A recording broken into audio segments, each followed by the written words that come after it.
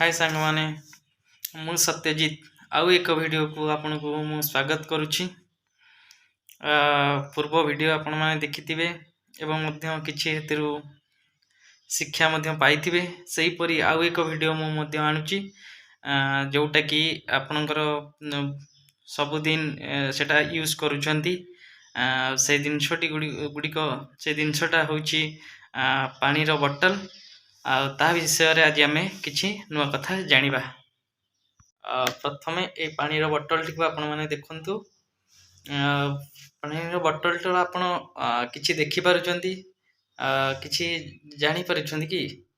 जदि जानि पारु नहंती ताहले ए वीडियो टिकु आपण देखंतु।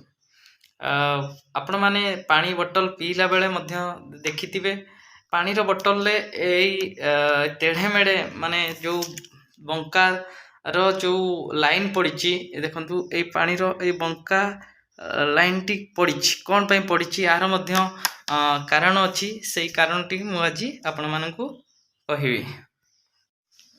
आपण माने भाबुथिबे जे एई लाइन टी बोतल टी सुंदर देखा जिबा पई मध्य टणा जाई थाए, किंतु एहा तो सत कथा ये मध्य गोटे पॉइंट हेई पारे।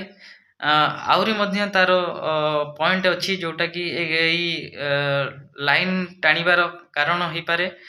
सेगुडी को होची प्रथम टी हला ए बोतल टी आपण माने जानिथिबे पूरा सॉफ्ट प्लास्टिक रे तयारी हेइताए, जहा कि जदि एई शक्त रखिबा पई बा ताकू स्ट्रांग करिबा पई मध्य एई लाइन टणा जाई थाए।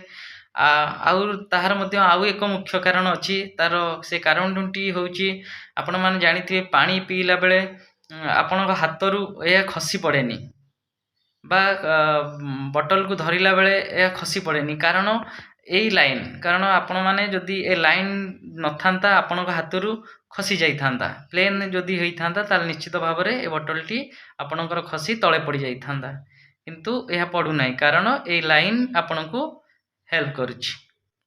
धन्यवाद।